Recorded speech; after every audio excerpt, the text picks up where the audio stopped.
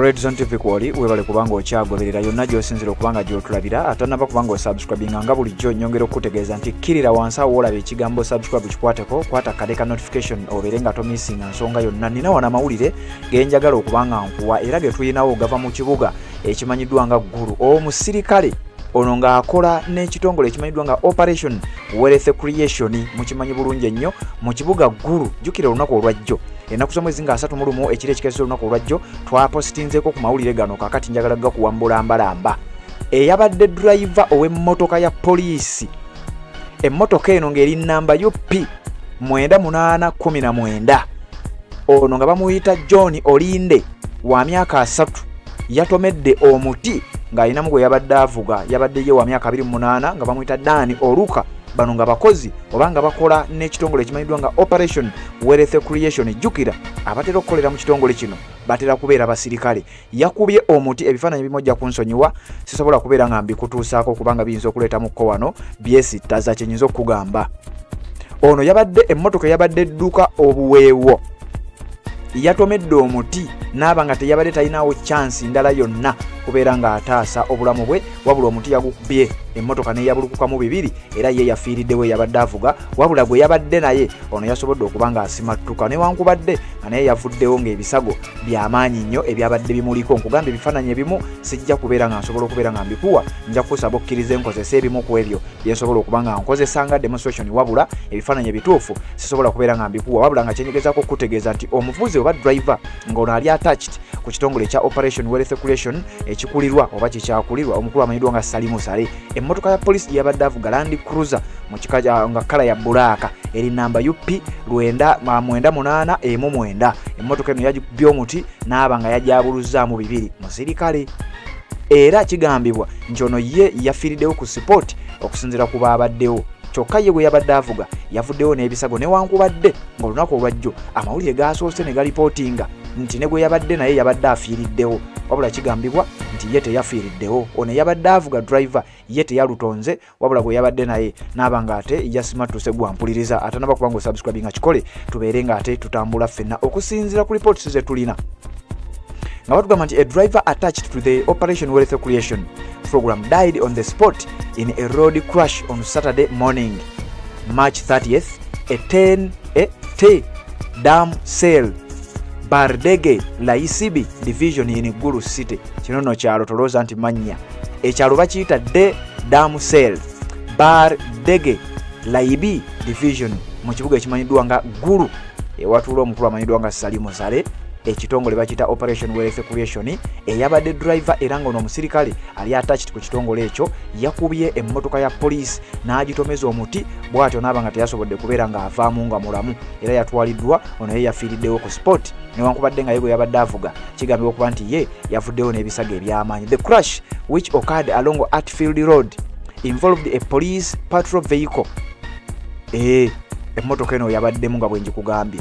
The deceased, identified as a 30-year-old John Olinde, was driving a black Land Cruiser UP 9819 when the crash happened at around 10:30 a.m. His body was later transported to Gulu Military Hospital morgue for postmortem. Omulambo gwe gwatwaliddwa mu ggwanika ery'eddwaliro ly'amagye mu kibuga Gulu era agututengera bw'obimanyi bagenze kukola kye bayita postmortem. Bamuyita John Olinde ku myaka 30 eyafudde eyabadde driver. However, his passenger 28-year-old Dani Oluka survived the crash but sustained serious injuries. Wabula saakitegedde kino wano nga bagamba nti gwe yabadde ali naye ono yabadde passenger bamuyita Dani Oluka ye yasurvivinze newankubadde yabadde n'ebisago eby'amaanyi, wabula ono sinnaba kutegeera oba naye yabadde musirikale oba naye yabadde wa kitongole kino ekya Operation Wealth Creation oba ye yabadde ku bibye. Eyewitnesses say the vehicle, which was traveling at a high speed, veered off the road and crashed onto a palm tree before splitting into two. Ababadde beerabirako n'agaabwe bategeezezza nti emmotoka eya poliisi eno gye baabaddemu yabadde ewenyuka buweewo ng'edduka sipiidi gy'otasobola na kubeera ng'ate ogerageranya.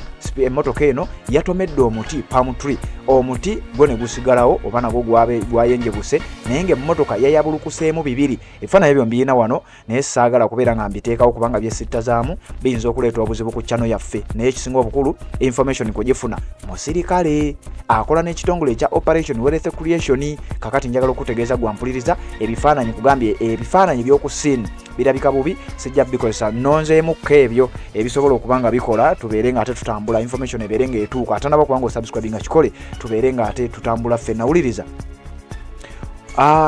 Olinde was reportedly returning home from Gulu Center when the road crash occurred. Ono yabadde adda waka ng'ava mu kibuga ky'eggulu. The wreckage of the vehicle, including its body and the cabin, has since been towed on Gulu City Central Police Station as investigations continue. Mbu ebitundutundu by'emmotoka gye yakubye naye yabulukukamu bibiri n'omulambo gwe byasose kutwalibwa wali ku poliisi y'ebitundu eby'eggulu, newankubadde ng'okunoonyereza kukyagera mu maaso n'okubanga kugenda mu maaso. Omulambo we twogera gwatwaliddwa mu mochale ne guba ng'ate bongera okulaba nga beekebejja nga obimanyi ebya postmortem n'ebirala ebifaananako bwe bityo. Kakati eyo yembeera bwetyo bwe yatambudde. Aswa West Regional Police spokesperson Mr. David Ongom Mudongo told Monitor earlier today that he had not yet been briefed about the road crash.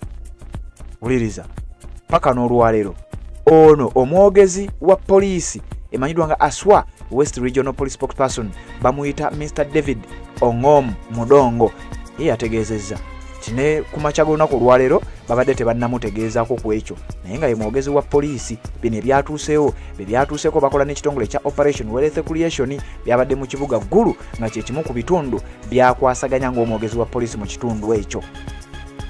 He stated that he would review the evidence including photos before making an official statement. Yategeezezza amakya g'olunaku olwaleero nti ajja kwetaaga era yeetaaga ebifaananyi okubeera ng'abyetegereza n'okulaba embeera nga we yabadde atuuka ne ku ssiini we kiba kisoboka asooke akola official statement ey'abantu bano abaafunye akabenje. Omuli omu yabadde avuga yafiiriddewo ne munne gwe yabadde avuga agambibwa okuba nti ye yavuddewo n'ebisago nga byamaanyi nnyo. Mukutu gwa Redison TV webale kubanga okyagoberera na gy'osinzira okubanga gy'otulabira. Njagala kukuleka wano tubeere ng'ate tuwuliziganya mu updates ezigenda okubanga ziddako. Nga z'obufumbo olina omwami naye ng'akutawaanya, olina omukyala ng'akutawaanya, bajja ne bakwagalako ne bagenda. Gwe alina ebizibu mu byenfuna nga ssente zikuyita mu ngalo, w'oteeka ssente zifa bufi b'owola tebazza. Gwe aloota ng'ogwa mu nnyanja, gwe alumizibwa omutwe nga guganja okuwona, naawe aloota ng'ebintu bikozesa ensonga z'obufumbo. Nina ekifo ku mugga awali amayinja wennyambululirako ebisiraani, ekikwa ekifiiriza, omudibo, obutaganja, obutawiibwa. Nzijanjaba abantu ab'enzikiriza zonna, nsiŋŋaanibwa njeru ku lw'ejjinja. Gwanjagala kuba ku nnamba yange eyo, naawe ali ewala ennyo yita ku WhatsApp.